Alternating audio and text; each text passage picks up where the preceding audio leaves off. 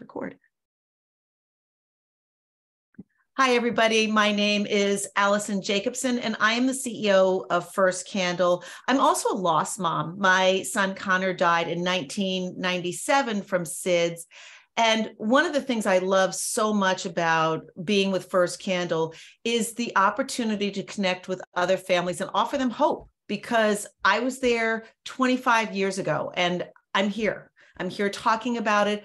I survived. I'm not saying that life isn't different, but you survive. And, I think it's really difficult over the holidays, no matter when you lost your baby, because it's a milestone. It's a time that can be really difficult. And we wanted to come on and just have a conversation about ways that you can kind of get through the holiday, what to expect, some help, some guidance. And then in the comments, you could always leave questions. We'll get back to you. But I want to introduce you to my dear friend, Lindsay Scruton.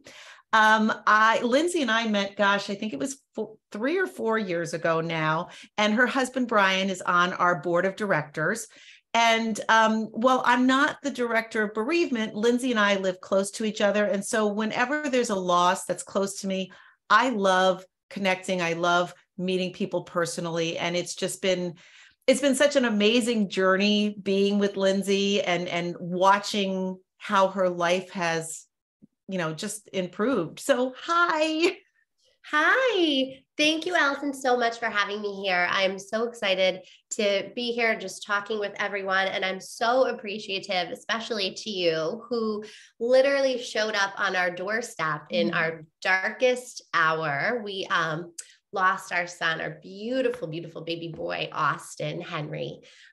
He was born December 14th, 2018. We lost him January 21st, 2019. And so, speaking about the holidays is really particularly emotional for myself, because it's also really surrounding Austin's season, as I call it, his birthday coming up right before Christmas, and then his angelversary, or, when we lost him right after the holidays. So I think it's, just such an important topic to talk about, and kind of complex too, in that, just thinking about grief itself, especially at the beginning, is so, all consuming. And then you add the holidays to it, and the holidays are already, an emotionally charged kind of time. And so you mix it together, and it can just be a lot. It can just be a lot to. Yeah.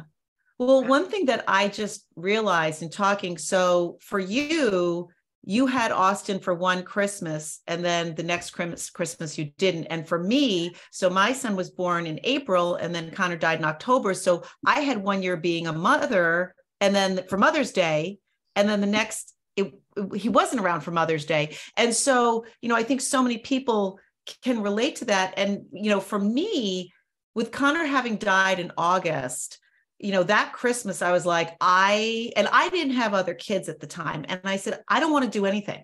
And I gave myself permission to do that. Like, I didn't have to create Christmas for another child. So I had the true luxury of saying, I don't want to do anything. I don't want to get out of bed. And then, but I do remember, this was like so pathetic.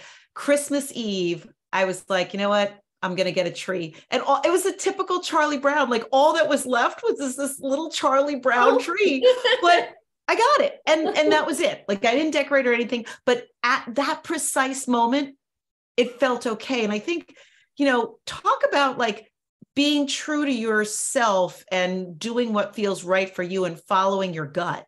Yeah, absolutely. So I think that's, one of the things that, is so important around the holiday season. I think a lot of us, typically, I know for myself, I tend to be kind of a people pleaser, and I want to make other people happy. And there are lots of events that come up, and there are lots of people who, want to, see you and have time with you. And while typically that might be, okay, after the loss of Austin, it was impossible, just impossible.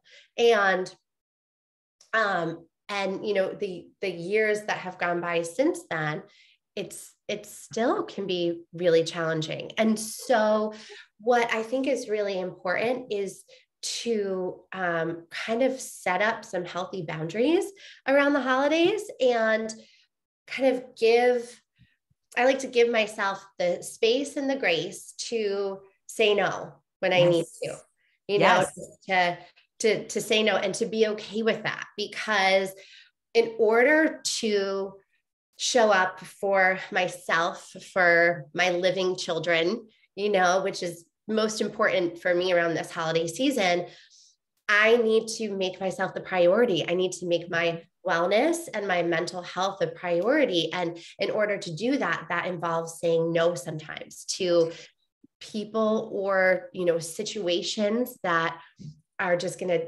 take too much of my energy. I think my energy, it's so important to harness, right? Mm-hmm. To put it into those things that are really important, to me in the holiday season, being able to create a holiday for, my children.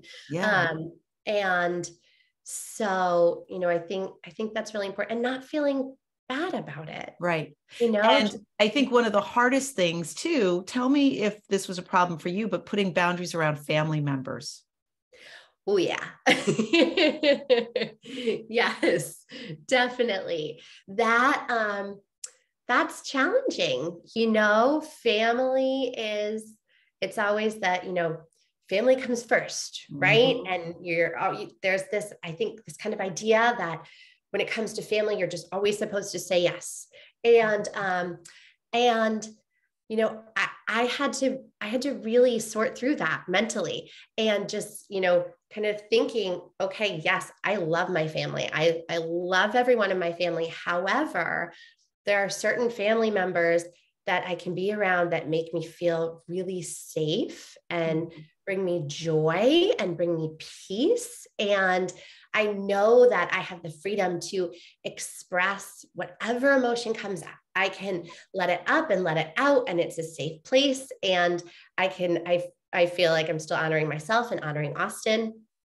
And so those people are in my kind of yes category. And there are also, some people who might not respond in the way that I wish that they would, and, might not want to honor Austin in the ways that I want and need to. And so, people might feel uncomfortable, right? Yeah.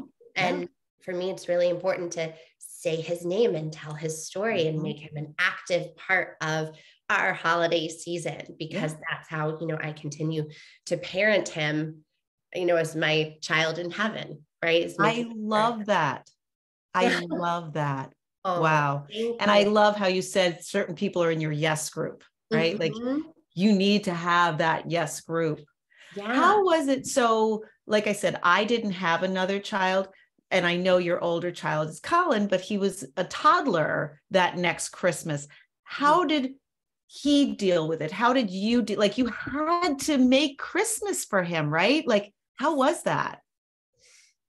It was so hard. It was so hard, and it was beautiful, and it was all the emotions at once, right? I think something that, grief has really taught me is how you can experience such powerful emotions all at the same time, right? Joy and just intense sorrow, right? At the same time.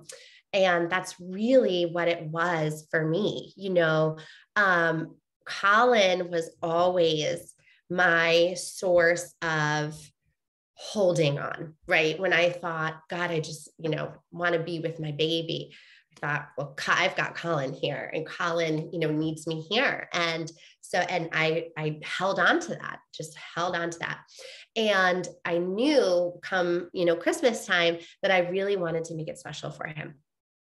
I also knew that it was going to be really, really difficult for me because it was our, first Christmas without Austin. Yeah. And so what I did was I kind of created space for myself to feel whatever feeling came up. But I wouldn't necessarily want to like bawl my eyes out in front of Colin, right? Because I'm trying to make this special memory for him. So I really relied on the people around me, my husband, my mom who would come, and I would ask for help. It's okay to ask for help. Yes. And I would say, I can't do this right now. Can you please step in? I'm going to go upstairs and I'm going to bawl my eyes out. I have to feel this grief. Yeah. And then so healthy. Yeah. Yeah. Thank you. And that I would think that too. I remember reading something that was saying, like crying is healing. Mm-hmm. And so I would say that to myself, I'm healing as I was, crying and letting it out. But then I also, when I was ready, tried to create some really intentional acts and things that we could do to consciously bring him into the holiday season. Mm-hmm. And so, what I did, like with Colin, I remember creating these little ornaments together, and there was a picture of Austin, and we were coloring and just doing, little intentional things that didn't feel so little, they felt big, right? Like making sure to, we say grace before Christmas dinner, mm-hmm. say his name and talk about him. Mm-hmm. And I think that also creates this space for, if, I had other family members around, that creates the space for them to then feel safe talking about him as well. Yeah. And, we also created some holiday traditions. Like we did a toy drive in Austin's honor, and we have done that every year since. And it's really, a way. Austin, when he was here, he was just joy and light and love. And, I picture these gifts being given to needy children, and it's Austin's joy, and it's being, spread just around the community. And that brings us a lot of, happiness. I love that. And, you and I talk a lot about dad's grief and men's grief compared to ours and how they process it. How was your husband through that time? How did he deal with it?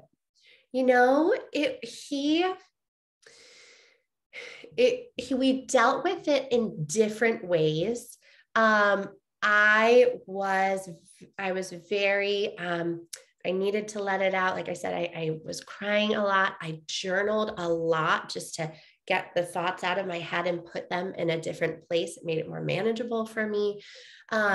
Brian was more, I think, in men in general, right? They're not letting their emotions out quite as much. And so, he tended to keep it in and kind of be he wanted to be the rock for our family, right? And he wanted to hold it together. But something that we did that was so important for us was we always, no matter what, we checked in with each other through either in the middle of the day, at the end of the day, whenever there was a moment, we always checked in with each other, and we were completely open and vulnerable with each other in sharing how we were feeling. And we weren't putting judgment on the other person. So, and what came out could be, ugly, right? It's the truth of it is it's so beyond horrific, right? Yeah. All of the feelings that you're experiencing. And so we would just put them out there and just say, okay, like, yes, I hear you. And sometimes it would be, I feel that way too. Sometimes it wouldn't, but it was always, I hear you, and I think just being heard, having, feeling heard by the other person, that was really important in just keeping our connection and keeping our sanity. Yeah. Yeah. I mean, that's really what it is. So how, you're closer to it than I was. How has it evolved over the years now? Well, first, you have two beautiful rainbow babies, Yes. which changes a lot. It does. It does. Yes. So, we have been, so blessed with our two rainbow babies, Grace and Eve. And Gracie is 2.5 now, and Eve is 2 months. And so, it's evolved quite a bit. It's with, our new children, they have brought us so much joy and so much happiness. And I'm so grateful for them. And I think it's also, important that just to state that, even with all of this new joy and new happiness, they're not a replacement, right, of Austin. Right. And I think sometimes, people kind of think like, oh, well, you have other children, so you're all healed. You're better. You're better. It's like, no, right. no. Right. My son died. Yeah. No, nothing is better about that. Yeah. But it has, the holidays have really evolved, in that first holiday was so heavy, was just so and raw, right? Just raw. Oh my gosh. Yes. Everything about it, even just putting up the Christmas tree, I remember seeing his little my baby's first Christmas. Yeah. And then just being so aware of the empty branches around it that, should have, a picture of him on his second Christmas and his third Christmas. It's like, oh, it's so devastating, know? Yeah. And, so there's that part of it. And then, putting up the tree and seeing Colin light up when it's up and, having all of that joy in our home. Lindsay, I think that's the best advice that you gave, of that you gave that to Colin, but you honored what you needed. And you said to friends and family, I need my space right now. Yeah. And you had that time for yourself. And God, that's the best gift we can give to ourselves. Yeah. Thank you. Thank you. One thing yes, I totally agree. I'm so grateful too for everyone who showed up, everyone who showed up. And when I needed them, they were so incredibly, supportive and allowed me to have that space and kind of create that time for, expression of grief and helping and healing. And I'm also so grateful for, I love that you said evolve, right? For how the holiday has evolved over time. And, at first I remember that first Christmas without him thinking, this is impossible. Yeah. This is impossible. Yeah. I don't know how I'm going to continue to do that. This happens every year. Yeah. Yeah. Exactly. Forget it. Yeah. And I just remember thinking like, oh my gosh, I just can't do this. Right. And as, when the next year came, it was different, it is still, there are still moments that are hard. Yeah. And, and there's still that longing there that, I wish that Austin was there with us, but it's also, evolved in that it's not as unmanageable, there's, if I could go back and tell myself something that first Christmas, I would say there is hope, right? There is hope. Right. It is not going to be this way forever. you And I know? think that's what's so important about the First Candle support group, so that people can see there's hope. And what's interesting is I had a little bit of a different experience from you. I wouldn't say I shut down, but the ideas behind Christmas changed. And yeah, I went on to have my 3 kids and I loved creating Christmas for them. But there was something inside of me that the meaning of Christmas changed for me. And I found that I became more, I'm not going to say spiritual, because you and I are both, very spiritual and faithful, but there's a lot of people that aren't. But what I found is I got really to the true meaning of the holidays, of giving and thinking of other people. And so even today, like, I can't stand seeing the commercialism on TV, because I'm like, God dang it, that's not what it's about. Right. And so it drove me back to what was really important, and not the hype and not all the lights and everything. It was truly that special quiet meaning of being with your family and, helping others. And, it's really changed for me because of Connor. Yes. Yes.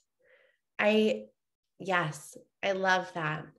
And it's so true. It really kind of brings it back to its purest root, right? Yeah. Of what it is, of just, connection and, giving and kindness. And I love that you said, because of Connor, because I feel the same way, it's because of Austin that, we're really, it's really such a gift that he's, given me to be able to kind of look at the holiday and, look at life, a lot of the time from a different perspective, and get away from all the fluff. Yeah. Well, and I love the toy drive you do. And I think that's something else I would tell people who are, not feeling like celebrating the holidays and really grieving.